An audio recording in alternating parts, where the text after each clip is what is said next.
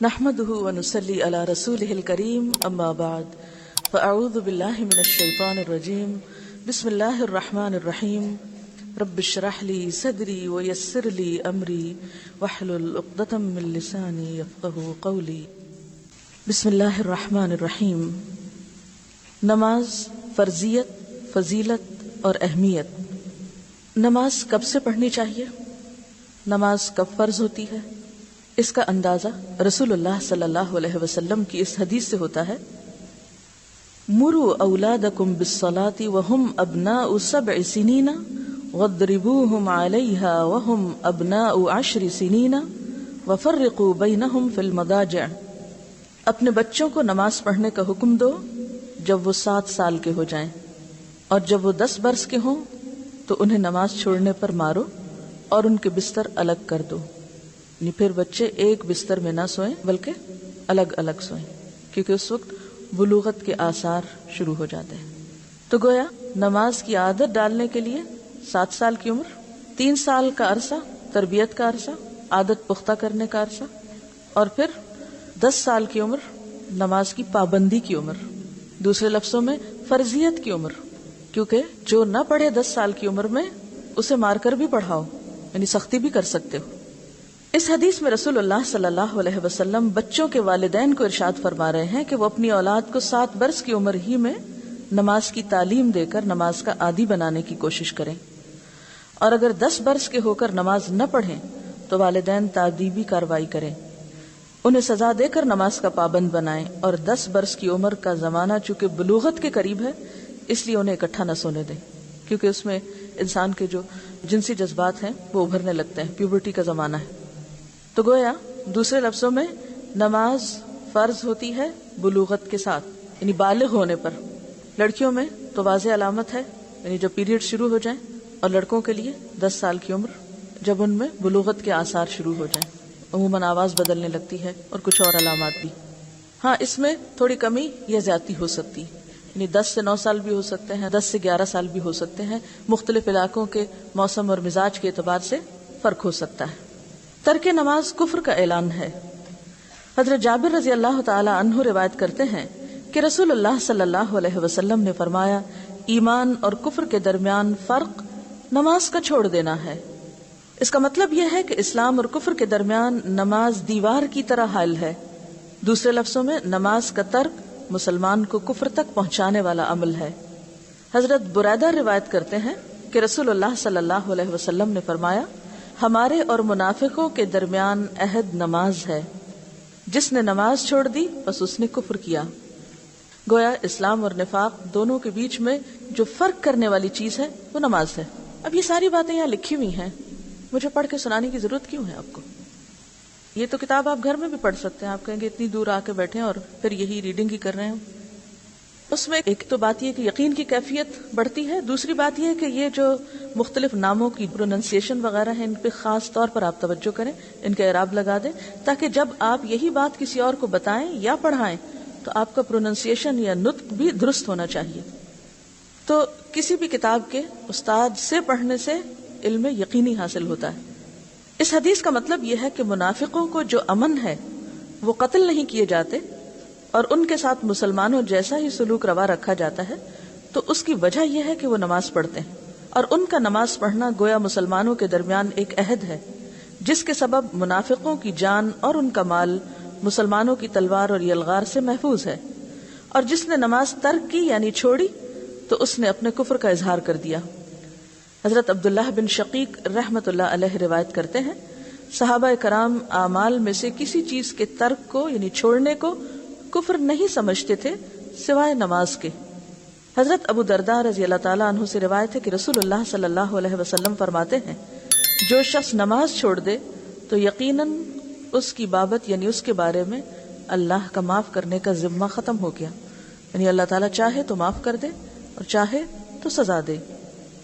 حضرت ابن عمر رضی اللہ تعالیٰ عنہ روایت کرتے ہیں کہ رسول اللہ صلی اللہ علیہ وسلم نے فرمایا: جس شخص کی نماز عصر فوت ہو جائے تو گویا اس کا اہل اور مال لوٹ لیا گیا. تو باقی کیا رہا؟ گھر والے بھی لٹ گئے اور مال بھی. سونامی ڈیزاسٹر کو یاد کریں، جس میں لوگوں کے ساتھ یہی ہوا کہ دونوں چیزیں ہی چلی گئیں، گھروں کا بھی صفایا ہو گیا اور انسان بھی بہہ گئے، کوئی ایک بچا کوئی دو بچے۔ پوری دنیا میں کوہرام برپا ہے اس ڈیزاسٹر کے بعد، ہر شخص اپنی جگہ پر خوف زدہ ہے، لیکن ہم نماز نہ پڑھ کر اور ایک نماز چھوڑ کر اللہ کے عذاب کو دعوت دیتے ہیں۔ پھر ہم سوچتے ہیں ہم پر بلا کیوں آئی، ہم پر ہی مصیبت کیوں آئی، ہم ہی آزمانے کو کیوں رہ گئے۔ ہم نہیں سوچتے کہ ہمارا قصور کیا ہے، ہمارے پارٹ پہ کمی کیا ہے، ہماری کوتاہی کیا ہے۔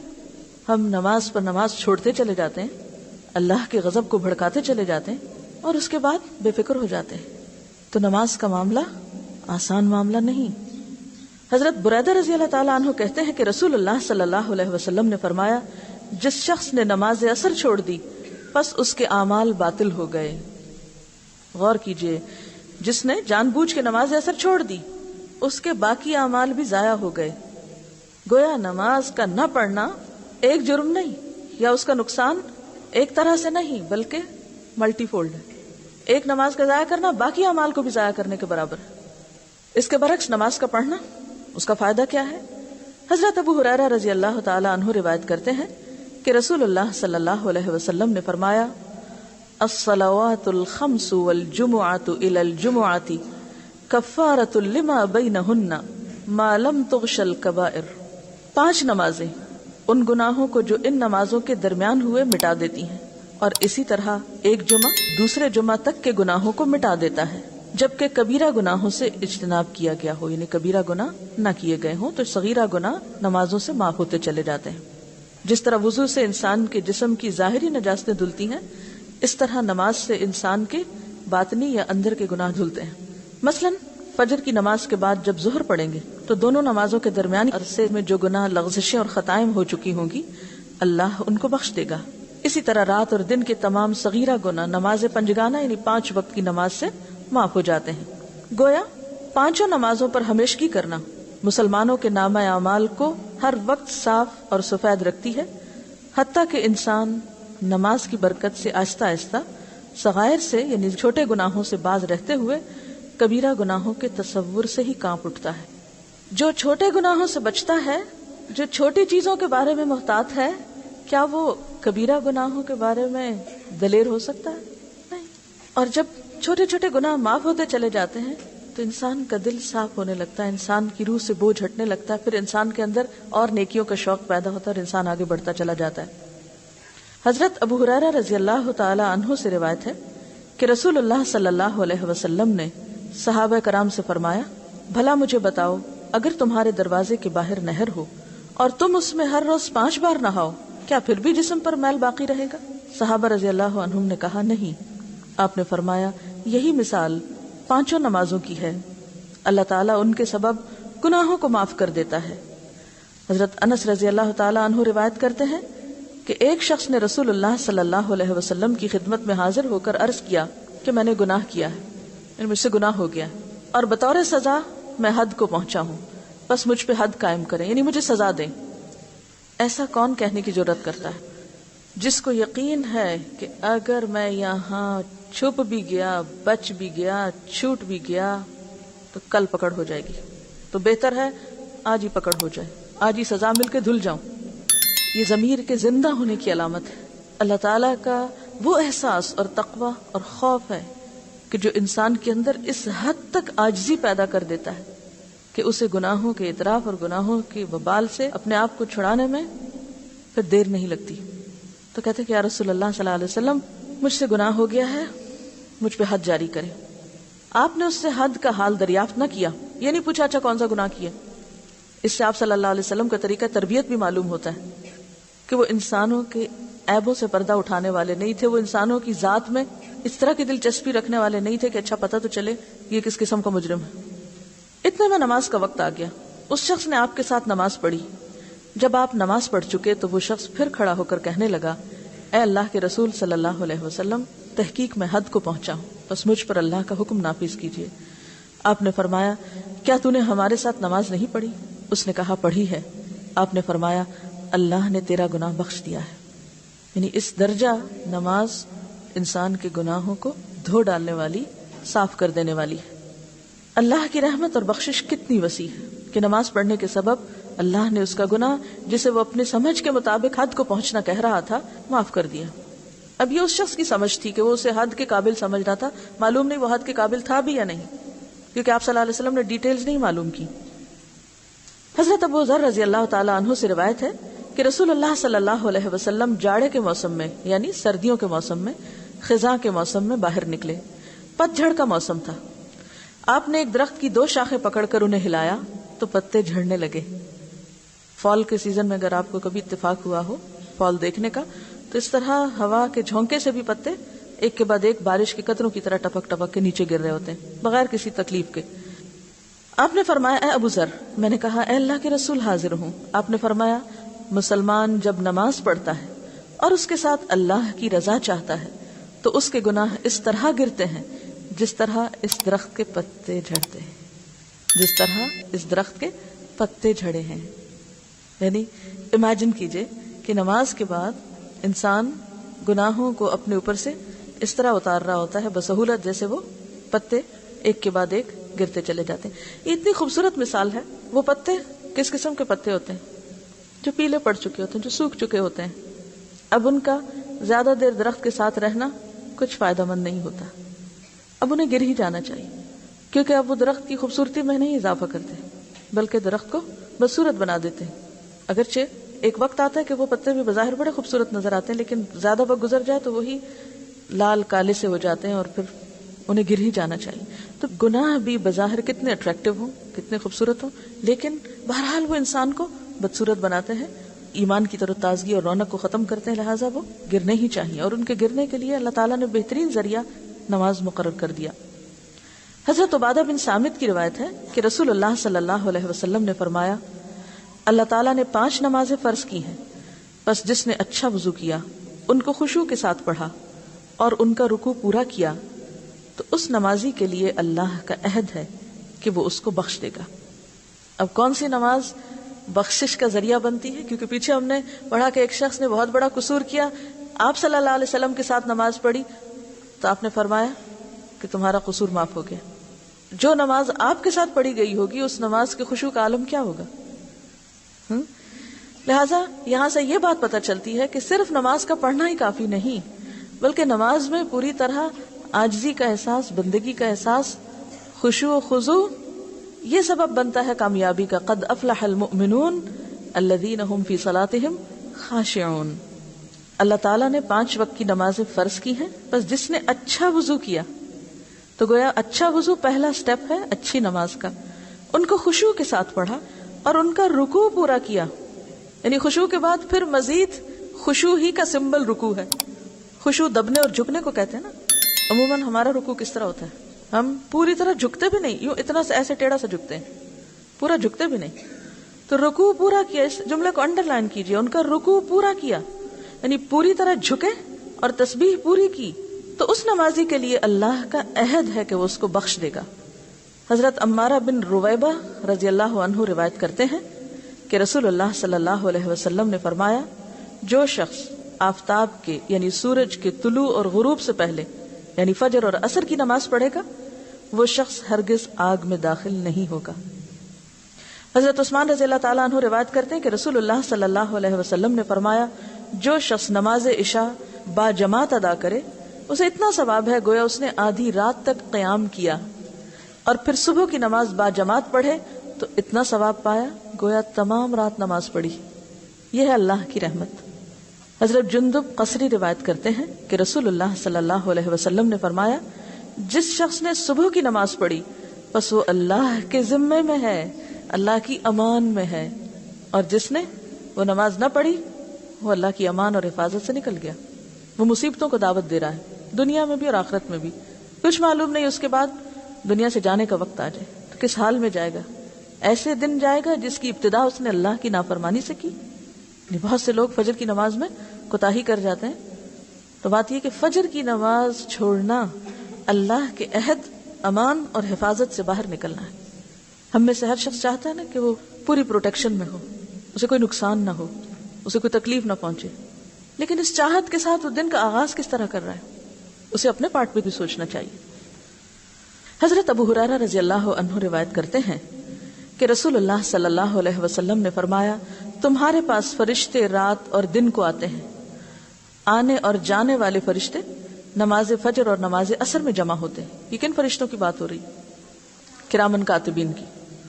جو فرشتے رات کو رہے وہ آسمان کو چڑھتے ہیں تو ان کا رب ان سے پوچھتا ہے، یعنی اعمال لے کے آسمان پہ جاتے ہیں تو اللہ تعالیٰ ان سے پوچھتے ہیں، حالانکہ اللہ تعالیٰ کو اپنے بندوں کا حال خوب معلوم ہے، تم نے میرے بندوں کو کس حال میں چھوڑا؟ وہ کہتے ہیں ہم نے ان کو اس حال میں چھوڑا کہ وہ نماز پڑھتے تھے، اور ہم ان کے پاس اس حال میں گئے کہ وہ نماز پڑھتے تھے۔ حضرت ابو ہریرہ رضی اللہ عنہ سے روایت ہے، رسول اللہ صلی اللہ علیہ وسلم نے فرمایا منافقوں پر فجر اور عشاء سے زیادہ بھاری کوئی نماز نہیں۔ فجر اور عشاء کی نماز کو اپنے لیے ایک بوجھ اور مصیبت سمجھنا کیا ہے؟ دراصل منافقت کی علامت۔ اگر انہیں ان نمازوں کا ثواب معلوم ہو جائے تو وہ ان میں ضرور پہنچیں، اگرچہ انہیں سرین پر چلنا پڑے، یعنی گھسٹ گھسٹ کے پیٹھ کے بل۔ سرین پر چلنے کا مطلب یہ ہے کہ اگر پاؤں سے چلنے کی طاقت نہ ہو، یعنی کوئی پاؤں سے چل نہ سکے، اس کے پاؤں نہیں ہے یا کھڑا نہیں ہو سکتا، تو ان نمازوں کے ثواب اور اجر کی کشش انہیں چوتڑوں کے بل یعنی گھسٹ گھسٹ کے مسجد پہنچنے پر مجبور کر دے، یعنی ہر حال میں پہنچے۔ نبی کریم صلی اللہ علیہ وسلم کو نماز عصر اس قدر پیاری تھی کہ جب جنگ خندق کے دن کفار کے حملے اور تیر اندازی کے سبب یہ نماز فوت ہو گئی تو آپ کو شدید رنج پہنچا۔ اس پر نبی صلی اللہ علیہ وسلم کی زبان مبارک سے یہ الفاظ نکلے، ہمیں کافروں نے درمیانی نماز یعنی صلاۃ الوسطی نماز عصر سے باز رکھا، اللہ ان کے گھروں اور قبروں کو آگ سے بھر دے۔ یعنی اتنا شدید افسوس تھا۔ آپ رحمت للعالمین تھے، کسی کے لیے بد دعا نہیں کرتے تھے، لیکن ان لوگوں کے لیے جنہوں نے آپ کو اس قدر مشغول کیا کہ آپ کی عصر کی نماز چلی گئی، ان کے لیے آپ نے پھر بد دعا بھی کی۔ نمازی اور شہید۔ حضرت ابو ہریرہ رضی اللہ عنہ روایت کرتے ہیں کہ ایک قبیلے کے 2 شخص ایک ساتھ مسلمان ہوئے۔ یہ بڑی انٹرسٹنگ حدیث ہے۔ ایک قبیلے کے 2 شخص ایک ہی دن مسلمان ہوئے، ان میں سے ایک جہاد فی سبیل اللہ میں شہید ہو گئے اور دوسرے 1 سال کے بعد فوت ہوئے۔ حضرت طلحہ نے خواب میں دیکھا کہ وہ صاحب جن کا 1 سال بعد انتقال ہوا اس شہید سے پہلے جنت میں داخل ہو گئے۔ کیا سمجھ میں آیا؟ اکٹھے ایک دن مسلمان ہوئے، ایک شخص شہید ہو گئے، دوسرے 1 سال بعد فوت ہوئے، شہید نہیں ہوئے، اور وہ شہید سے پہلے جنت میں داخل ہوئے۔ مجھے بڑا تعجب ہوا کہ شہید کا رتبہ تو بہت بلند ہے، اس لیے جنت میں اسے پہلے داخل ہونا چاہیے تھا۔ میں نے خود ہی رسول اللہ صلی اللہ علیہ وسلم کی خدمت میں عرض کی، یعنی اس تقدیم و تاخیر کی وجہ پوچھی، تو آپ نے فرمایا جس شخص کا بعد میں انتقال ہوا کیا تم اس کی نیکیاں نہیں دیکھتے کہ کس قدر زیادہ ہو گئی؟ کیا اس نے 1 رمضان کے روزے نہیں رکھے اور سال بھر کی فرض نمازوں کی 6000 اور اتنی رکعتیں زیادہ نہیں پڑھی؟ اب آپ خود سوچئے کہ اگر ایک شخص 1 سال میں وقت کی پابندی کے ساتھ نماز ادا کرتے ہوئے اتنی نیکی کما لیتا ہے تو وہ شخص جو یہ کام نہیں کرتا وہ کتنا بڑا اپنا نقصان کر رہا ہے، کس قدر لوزر ہے۔ ہم نے ایک بات پڑھی تھی کہ ہم اس کورس میں کچھ اخلاق اور عادات اپنائیں گے جن میں سے ایک شیئرنگ بھی ہے، دوسروں کی خیرخواہی، دوسروں کے ساتھ دوستی، ہمدردی اور ان کی بھلائی کے لیے کوشش کرنا۔ میں آپ سے یہ چاہوں گی کہ بطور ہوم ورک جو لوگ گھروں سے آئیں وہ اس حدیث کو کسی نہ کسی کے ساتھ شیئر کریں، چاہے اپنے بچوں کے ساتھ، چاہے شوہر کے ساتھ، چاہے ٹیلی فون پر، چاہے کہیں بھی۔ اور جو لوگ ہاسٹل میں رہ رہے ہیں وہ 1 عدد خط اپنے گھروں کو لکھیں اور اس حدیث کو لکھ کر ان کے ساتھ شیئر کریں، کیونکہ یہ بہت زیادہ انکریجنگ اور انسپائرنگ حدیث ہے کہ چھوٹی سی نیکی کو بھی حقیر نہیں سمجھنا چاہیے۔ اچھا، اب آپ شیئر کیسے کریں گے؟ اچانک گھر جائیں گے اور بیگ کھولیں گے، وہ میرا ہوم ورک ہے، ٹھہر جائیں، کدھر ہے؟ بیٹھو جلدی سے سن لو، میں ہوم ورک ختم کر لوں۔ حضرت ابو ہریرہ روایت کرتے ہیں کہ ایک قبیلے کے 2 شخص ایک ساتھ مسلمان ہوئے۔ ایسا کریں گے؟ کیا کریں گے؟ کوئی بتائے طریقہ؟ جی، ماحول کیسے کریٹ کریں گے؟ جب ہم گھر جاتے ہیں نا تو گھر والے ضرور پوچھتے ہیں اچھا آج کیا کیا؟ پتہ نہیں آپ لوگ آپس میں شیئر کرتے ہیں کہ نہیں باتیں؟ اکثر گھروں میں یہ ہوتا ہے کہ جب گھر والے اکٹھے ہوتے ہیں تو ایک دوسرے سے پوچھتے ہیں اچھا آج کیا کیا، آج کیا ہوا؟ اچھا کوئی نہ بھی پوچھے تو ہم کہتے ہیں پتہ آج کیا ہوا۔ جسٹ ٹیک اٹ نیچرل، بالکل نیچرل وے میں۔ اور پھر آپ دیکھیں کہ اس سے پہلے اس حدیث کو 3 دفعہ 4 دفعہ 5 دفعہ رستے میں ہی پڑھ کے اپنے دل میں بٹھا لیں، ریڈ آؤٹ نہیں کرنی، اپنے آپ کو پہلے سنائیں۔ کیا پوری یاد ہو گئی؟ کیونکہ غلط بھی نہیں کوٹ کرنی. اچھا جو لکھنے والے ہیں وہ تو خیر دیکھ کے لکھ لیں کیونکہ لکھے ہوئے میں کوئی لفظ آگے پیچھے نہیں ہونا چاہیے, بولنے میں مفہوم بھی آپ ادا کر سکتے ہیں. اور اگر آپ سمجھیں کہ ماحول ایسا بن گیا ہے کہ آپ دیکھ کے پڑھ کے آہستہ آہستہ سنا سکتے ہیں تو پڑھ کے سنا دیں, لیکن انشاءاللہ اس کا فائدہ ہوگا. کیونکہ میں نے جب پہلی دفعہ یہ حدیث پڑھی تھی تو اس وقت میں نے ای میل پہ کسی کو لکھ کے بھجوائی تھی اور ان کی طرف سے بہت ہی اچھا رسپانس آیا تھا کہ میں نے تو یہ حدیث کبھی سنی ہی نہیں, اور واقعی ایسا ہے. کیونکہ ہم سب اپنی آخری منزل کیا سمجھتے ہیں؟ شہادت. وہ شہید ہو گئے سب ٹھیک ہو جائے گا, لیکن یہ نہیں سوچتے کہ شہید ہونے کے باوجود بھی جنت میں پہلے اور بعد ہو سکتا ہے. اور یہ فرق ظاہر ہے کہ کوشش اور عمل سے ہوگا قیامت کے دن. تو دنیا میں ہم کیا چاہتے ہیں؟ ہم سب سے اگلی سیٹ پہ بیٹھے, ہم سب سے پہلے باہر نکلیں, کھانا سب سے پہلے ہمیں ملے, سب سے پہلے میرا کام ہو, میری بات پہلے سنی جائے. لیکن جنت کے بارے میں سوچتے ہی نہیں کہ پہلے میں پہنچوں. اور اگر واقعی پہنچنا چاہتے ہیں تو پھر کچھ کرنا پڑے گا, کیے بغیر نہیں. جنت محض آرزوؤں اور تمناؤں سے نہیں ملتی, کچھ کرنے سے ملتی ہے. بہرحال یہی قصہ حضرت طلحہ بن عبداللہ خود ذرا تفصیل سے بیان کرتے ہیں. حضرت طلحہ کہتے ہیں کہ میں نے صبح لوگوں کو اپنا خواب سنایا. سب کو اس بات پہ تعجب ہوا کہ شہید کو جنت کی اجازت بعد میں کیوں ملی, حالانکہ اسے پہلے ملنی چاہیے تھی. لوگوں نے رسول اللہ صلی اللہ علیہ وسلم سے دریافت کیا. آپ نے فرمایا اس میں تعجب کی کوئی بات نہیں, کوئی حیرانی کی بات نہیں. یعنی بیسیکلی یہ حدیث خواب پر مبنی ہے, لیکن ریکٹیفائی کہاں سے کرایا گیا؟ آپ صلی اللہ علیہ وسلم سے. خواب دیکھا کس نے تھا ذرا یہ بتائیے؟ طلحہ نے. انہوں نے یہ خواب لوگوں کو سنایا. لوگ بڑے حیران ہوئے. تو اس پر کیا ہوا کہ لوگوں نے رسول اللہ صلی اللہ علیہ وسلم سے دریافت کیا. آپ نے فرمایا اس میں تعجب کی کوئی بات نہیں. بتاؤ کیا بعد والے شخص نے 1 سال عبادت زیادہ نہیں کی؟ اس نے 1 رمضان کے روزے نہیں رکھے؟ اس نے 1 سال کی نمازوں کے اتنے سجدے زیادہ نہیں کیے؟ سب نے عرض کیا جی ہاں اللہ کے رسول. تو آپ نے فرمایا پھر تو ان دونوں کے درمیان زمین و آسمان کا فرق ہو گیا. بس آج کے لیے اتنا ہی کافی ہے. سبحانک اللہم و بحمدک نشہد ان لا الہ الا انت نستغفرک و نتوب الیک.